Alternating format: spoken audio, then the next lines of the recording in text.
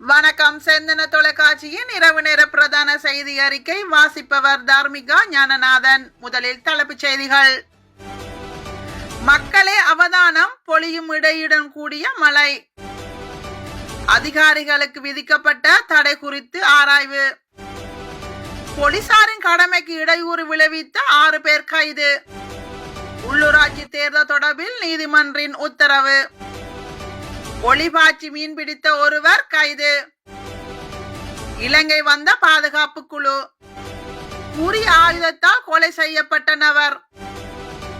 இலங்கையில் வரவேற்பை பெற்ற திட்டம். ஊழியர்களின் சம்பளம் அதிகரிக்கின்றது. பாகிஸ்தானில் சக்தி வாய்ந்த நிலநடுக்கம். தொடர்வன இனி விரிவான செய்திகள். வடக்கு மற்றும் கிழக்கு மாகாணங்களின் பல பகுதிகளுக்கும் எதிர்வரும் 9ஆம் தேதி வரை இடிமின்னலுடன் கூடிய மிதமான மழை கிடைக்க வாய்ப்புள்ளதாக யாழ்ப்பாண பல்கலைக்கழக புவியியல் துறை மூத்த விரிவுரையாளர் நாகமுத்து பிரதீபராயா தெரிவித்துள்ளார். இது தொடர்பில் அவர் வெளியிட்டுள்ள அறிவிப்பில் முன்னரே குறிப்பிட்டபடி இன்று வடக்கு மற்றும் கிழக்கு மாகாணங்களின் பல பகுதிகளுக்கும் மிதமான மழை கிடைக்க தொடங்கியுள்ளது. இந்த மழை எதிர்வரும் 9/4/2025 வரை நீடிக்கும். தற்போது கிடைக்கும் மழை இடிமின்னல் நிகழ்வோடு இணைந்ததாகவே இருக்கும். இந்த இடிமின்னல் 2 வகைப்பட்டதாகும். இலங்கையர்கள் 4 எதிராக ஐக்கிய ராச்சியத்தால் விதிக்கப்பட்ட தடை தொடர்பில் ஆராய்வதற்காக அமைச்சர்கள் குழுவொன்றை நியமிப்பதற்கு அமைச்சரவை அனுமதி வழங்கியுள்ளது.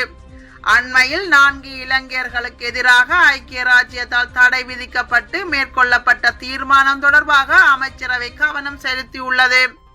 அது தொடர்பாக விடயங்களை ஆராய்ந்து மேற்கொள்ளப்பட வேண்டிய தொடர் நடவடிக்கைகளை பற்றி அமைச்சரவைக்கு விதந்துரைகள் அடங்கிய அறிக்கையொன்றை சமர்ப்பிக்க கீழ்காணும் கட்டமைப்புடன் கூடிய அமைச்சர்கள் குழுவொன்றை நியமிப்பதற்கும் குறித்த குழுவின் பயணிகளுக்கு தேவை என கருதுகின்ற குறித்த விடயம் தொடர்பான நிபுணத்துவம் மிக்க வேறெந்த அதிகாரியோ நிபுணர்களின் சேவையை பெற்றுக் கொள்வதற்காக குழுவுக்கு அதிகாரம் அளிப்பதற்கு அமைச்சரவை தீர்மானித்துள்ளது.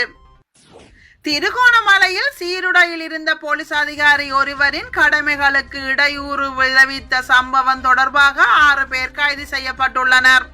திருகோணமலை நிலாவளியில் போக்குவரத்து சம்பவம் தொடர்பாக ஒரு குழு போலீஸ் அதிகாரியின் கடமைகளுக்கு இடையூறு விளைவித்ததை காட்டும் காணொளி சமூக ஊடகங்களில் பரப்பப்பட்டது.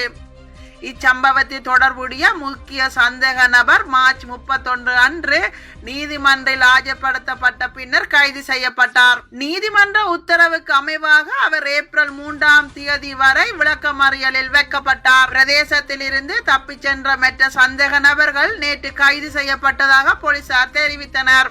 யாழ் வடமராட்சி கிழக்கு கட்டைக்காட்டு பகுதியில் சட்டவிரோத மீன்பிடியில் ஈடுபட்ட படகுடன் ஒருவர் இன்று அதிகாலை கடற்படையால் கைது செய்யப்பட்டுள்ளார்.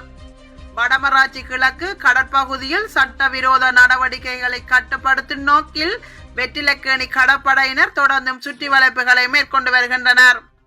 இந்த நடவடிக்கையின் ஒரு பகுதியாக இன்று அதிகாலை கடற்படையினர் கட்டைக்காட்டு பகுதியில் மேற்கொண்ட திடீர் சுற்றி வளைப்பில் சட்டவிரோதமாக ஒளிபாய்ச்சி மீன்பிடித்த படகுடன் ஒருவர் கைது செய்யப்பட்டுள்ளார். உள்ளூராட்சி சபை தேர்தல் தொடர்பாக சமர்ப்பிக்கப்பட்டு நிராகரிக்கப்பட்ட வேட்பு மனுக்களில் இருந்து பிறப்பு சான்றிதழ்களின் அசல் நகல்களை கொண்ட வேட்பு மனுக்களை மீண்டும் ஏற்றுக்கொள்ளுமாறு மேல்முறையீட்டு நீதிமன்றம் உத்தரவிட்டுள்ளது. குறித்த வேட்பு மனுக்கள் நிராகரிக்கப்பட்டதற்கு எதிராக தாக்கல் செய்யப்பட்ட மனுக்கள் இன்று மீண்டும் பரிசீலிக்கப்பட்ட போது மேல்முறையீட்டு நீதிமன்றத்தின் தலைவர் முகமது லாஃபர் தாஹிர் மற்றும் KP பெர்னாண்டோ ஆகிய நீதியரசர்களால் இந்த உத்தரவு பிறப்பிக்கப்பட்டுள்ளது. இந்திய பிரதமர் நரேந்திர மோடி இந்த வாரம் இலங்கைக்கு வருகை தருவதற்கு முன்னதாக இலங்கையின் பாதுகாப்பு நிறுவனங்களை ஒருங்கிணைக்க இந்தியாவில் இருந்து ஒரு மேம்பட்ட பாதுகாப்பு குழு கொழும்புக்கு வந்துள்ளதாக தகவல் வெளியாகியுள்ளது. நரேந்திர மோடி எதிர்வரும் 4 முதல் 6ஆம் தேதி வரை இலங்கைக்கு விஜயம் மேற்கொள்ள உள்ளார். இந்த நிலையில் இந்திய பிரதமரின் வருகையின் போது கொழும்பு மற்றும் அனுராதபுரத்தில் சிறப்பு பாதுகாப்பு மற்றும் போக்குவரத்து திட்டம் செயல்படுத்தும் என்று மூத்த போலீஸ் அதிகாரி ஒருவர் தெரிவித்துள்ளார். இந்த பயணத்தின் போது பாதுகாப்பு விடயங்களில் அதிக கவனம் செலுத்துவதை உறுதி செய்ய போலீசாருக்கு தெளிவான அறிவுறுத்தல்கள் வழங்கப்பட்டுள்ளதுடன் வருகைக்கான ஆயத்தமாக இன்று பாதுகாப்பு ஒத்திகை நடத்தப்படும் என தெரிவிக்கப்பட்டுள்ளது. இரண்டு சகோதரர்களுக்கிடையே ஏற்பட்ட வாக்குவாதம் முற்றியதில் மூத்த சகோதரர் கூடிய ஆயுதத்தால் தம்பியை தாக்கி கொலை செய்துள்ளதாக போலீசார் தெரிவித்தனர். யாயல போலீஸ் பிரிவுக்குட்பட்ட ஏக்கல சாந்த தேமியோ மாவத்திய பகுதியில் நேற்று செவ்வாய்க்கிழமை இந்த சம்பவம் பதிவாகியுள்ளது. கொழும்பு காசல் வீதி மகளிர் மருத்துவமனையில் உருவாக்கப்பட்ட புதிய விந்தணு வங்கிக்கு நல்ல வரவேற்பு கிடைக்கப்பட்டுள்ளது என மருத்துவமனையின் பணிப்பாளர் டாக்டர் அஜித குமார தந்தநாராயண தெரிவித்துள்ளார்.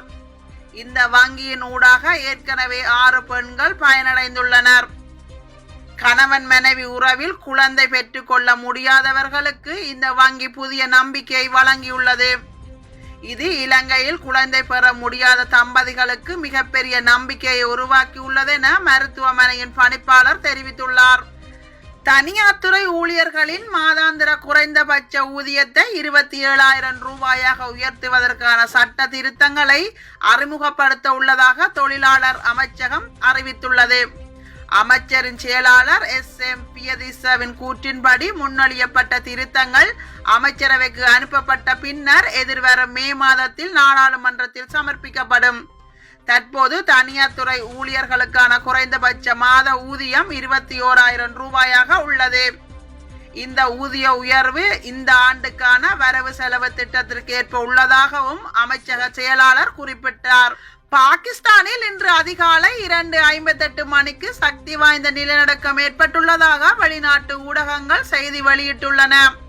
இது ரிக்டர் அளவுகோலில் 4.3 பதிவாகியுள்ளதாக அமெரிக்கா புவியியல் ஆய்வு மையம் தெரிவித்துள்ளது. பலூசிஸ்தானில் கிழக்கு தென்மேற்கே 65 கிலோமீட்டர் தொலைவில் நிலநடுக்கம் ஏற்பட்டதாக கூறப்படுகின்றது. அத்தோடு நிலநடுக்கத்தை தொடர்ந்து ஆப்கானிஸ்தான் திபெத்திலும் நில அதிர்வுகள் உணரப்பட்டது. இத்துடன் செந்தன தொலைக்காட்சியின் இரவு நேர பிரதான செய்தி அறிக்கை யாவும் நிறைவு பெறுகின்றன. மீண்டும் எமது செய்தி அறிக்கை நாளை இரவு 8 மணிக்கு எதிர்பாருங்கள்.